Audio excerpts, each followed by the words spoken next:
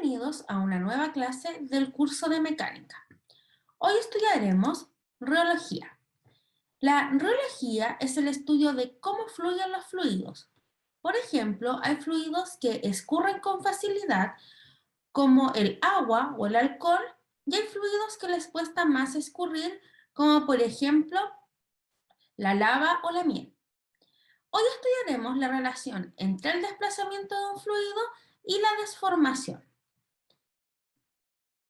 Los objetivos de esta clase serán conocer, en términos de conceptos, qué es la reología, qué son los reogramas, qué es la viscosidad y los fluidos newtonianos y no newtonianos.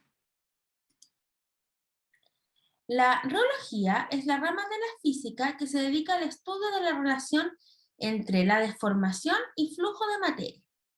En geología, la reología es particularmente importante en los estudios del movimiento de los hielos, el agua, la sal, el magma y en los estudios de las rocas en proceso de desformación.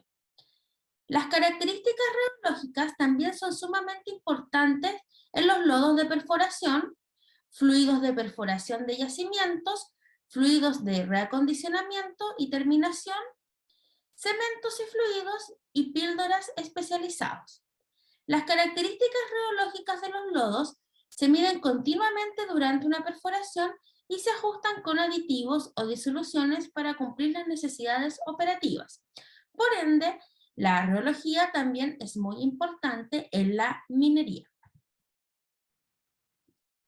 Empezaremos estudiando en este momento el concepto de viscosidad. La viscosidad es la medida de la fricción interna de un fluido y también se puede definir como una medida de su resistencia a las deformaciones graduales producidas por tensiones cortantes. Acá estamos viendo una imagen donde se ven dos fluidos. El fluido que sería celeste está representando agua y sería un fluido que tiene una menor viscosidad que este fluido que está representando miel. Si ustedes pueden ver, el fluido que tiene una menor viscosidad puede fluir con mayor facilidad que el fluido que tiene una mayor viscosidad. Para entender un poco más el concepto de viscosidad, vamos a imaginar la siguiente situación. Vamos a imaginar un bloque sólido sometido a una fuerza tangencial. Por ejemplo, vamos a suponer que este bloque es una goma de borrar en el cual situamos nuestra palma de la mano y lo empujamos con esta fuerza tangencial. El material sólido va a poner una resistencia a la fuerza aplicada, pero se va a desformar, como vemos acá en la figura B. Ahora, su deformación va a depender de la rigidez, ¿ya? Ahora, para entender un poco más el concepto de la viscosidad, vamos a imaginar esta goma de borrar, pero que está subdividida en láminas, como la vemos acá en la imagen C. Entonces, esta goma de borrar va a estar formada por delgadas capas que están unas sobre otras. Cuando yo pongo una fuerza tangencial, el resultado va a ser una desformación, pero estas placas se van a ir desplazando una sobre otra. Ahora, en los líquidos, el pequeño rozamiento existente en esas placas adyacentes se va a denominar viscosidad. Ahora vamos a estudiar qué son los reogramas. En sí, podemos entender un reograma como un gráfico de fluidez que va a depender de dos variables, el gradiente de velocidad y el esfuerzo y tensión cortante. Comenzaremos estudiando el gradiente de velocidad. Para entender el gradiente de velocidad, primero debemos entender lo que es un perfil de velocidades. En un flujo en movimiento, la rapidez va a depender de la profundidad, en el caso de un río, o de la distancia al eje, en el caso de una tubería.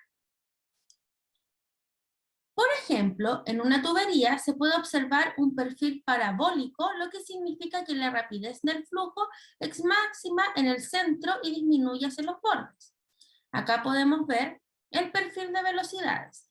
Acá tenemos una tubería donde acá tenemos el vector velocidad y vemos que la velocidad en el centro va a ser máxima y va a ir disminuyendo en los bordes. Ahora, en el caso de un río, la rapidez depende de la profundidad. O sea, a mayor profundidad, la velocidad va a ir tendiendo a cero.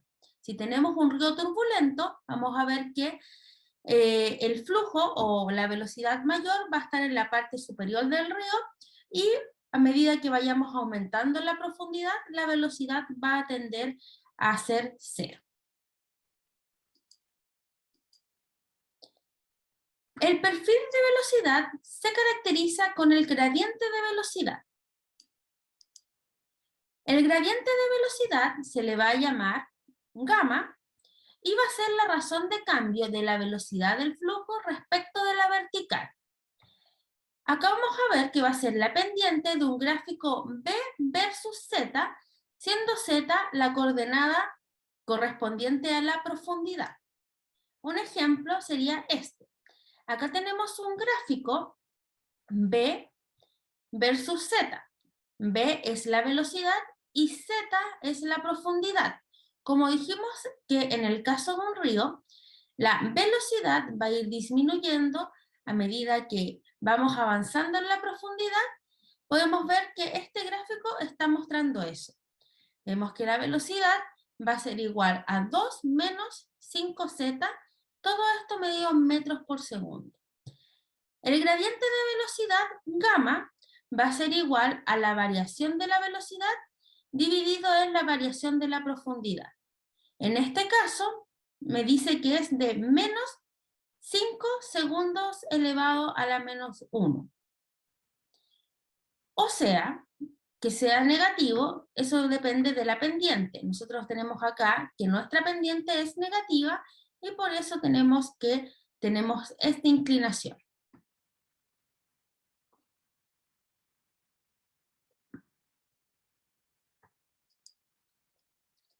Ahora conoceremos el concepto de esfuerzo o tensión constante, que se simboliza con esta letra que se conoce con el nombre de sigma.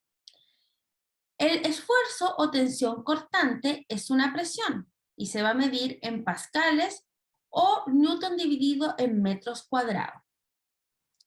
En sí, el esfuerzo o tensión constante cuantifica la presión lateral dentro de un fluido y esa presión será la responsable de que el fluido se mueva. Veamos la siguiente situación. Imaginemos un fluido con un gradiente de velocidades, como por ejemplo un río con agua desplazándose hacia la derecha. En un río, como habíamos dicho, la velocidad disminuye con la profundidad. Entonces vamos a tener que en la superficie vamos a encontrar la mayor velocidad. Si ponemos una pluma Bic flotando en el río, y acá tenemos esta velocidad, esta pluma Bic se va a mover con la misma velocidad que lleve el río. Ahora, si nosotros queremos medir la fuerza que genera el río, lo que podemos hacer es amarrar la pluma Bic. Y es lo que está ejemplificando este dibujo. Acá tenemos nuestra pluma Bic, donde vamos a poner una cuerda que va a detener a la pluma Bic. Entonces esta pluma Bic se va a mantener estática con una velocidad cero y por la cuerda se va a generar una tensión. Nosotros podemos medir esa tensión por medio de un instrumento que me mide fuerzas, que es el dinamómetro.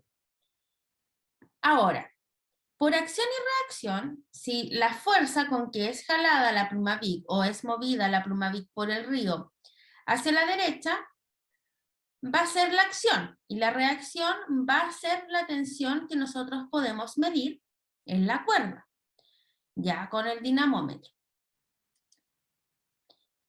Sigma que sería la tensión cortante, va a ser igual a la fuerza dividido en el área, como es el concepto de la presión. En este caso, esta sería la fuerza de la cuerda, que sería la tensión, dividido en el área del plumavit.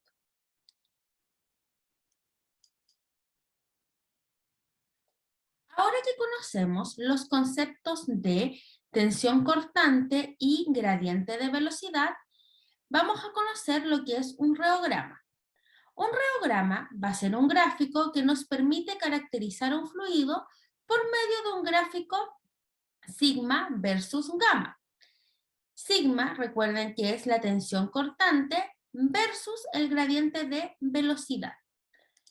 La pendiente de un reograma va a corresponder a la viscosidad y esta viscosidad se va a medir en pascales por segundo. Por ejemplo, acá vemos un gráfico sigma versus gamma. Ya vemos que acá hay una función o hay una relación lineal. La pendiente de este gráfico va a estar representando la viscosidad. Ahora, cuando tenemos una relación lineal, estamos diciendo de que esta pendiente es constante en todo el intervalo. Cuando se cumple eso, cuando tenemos un reograma lineal, vamos a estar en presencia de un fluido newtoniano. Y por ende va a ser un fluido newtoniano, va a ser un fluido que posee una viscosidad que es constante. Ahora, cuando tenemos un gráfico que no va a ser lineal, vamos a estar en presencia de los fluidos no newtonianos.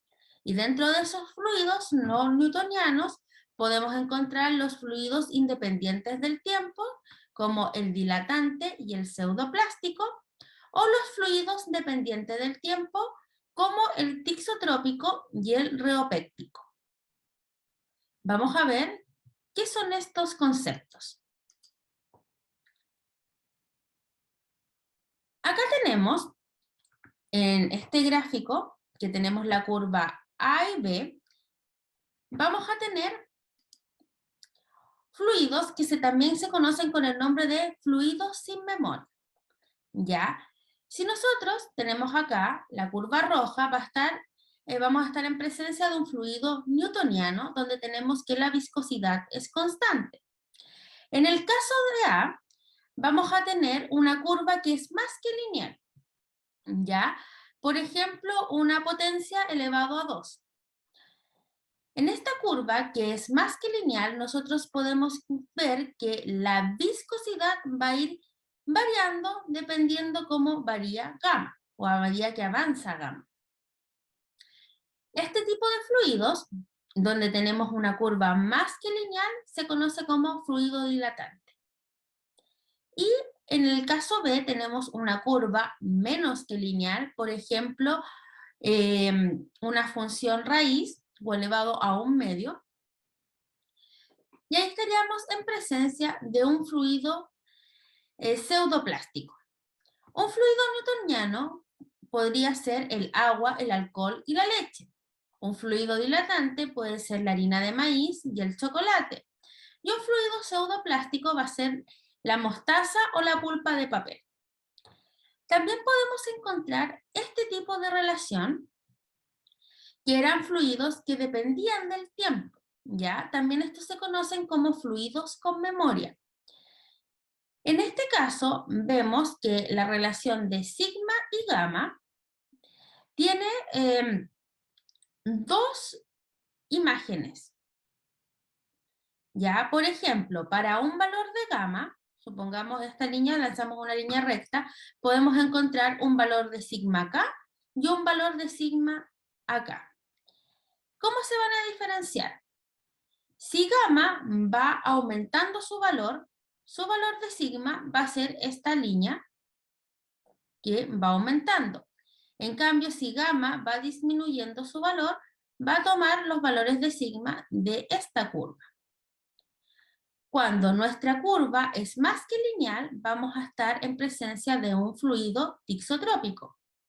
Y cuando estamos en una curva que es menos que lineal, vamos a estar en presencia de un fluido reopéctico. Un ejemplo de fluido tixotrópico podría ser la miel y el yogur, y un ejemplo de un fluido reopéctico podría ser la clara de huevo. Con esto ponemos fin a la clase de hoy y acá podríamos encontrar la bibliografía complementaria. Espero les haya sido de utilidad. Saludos.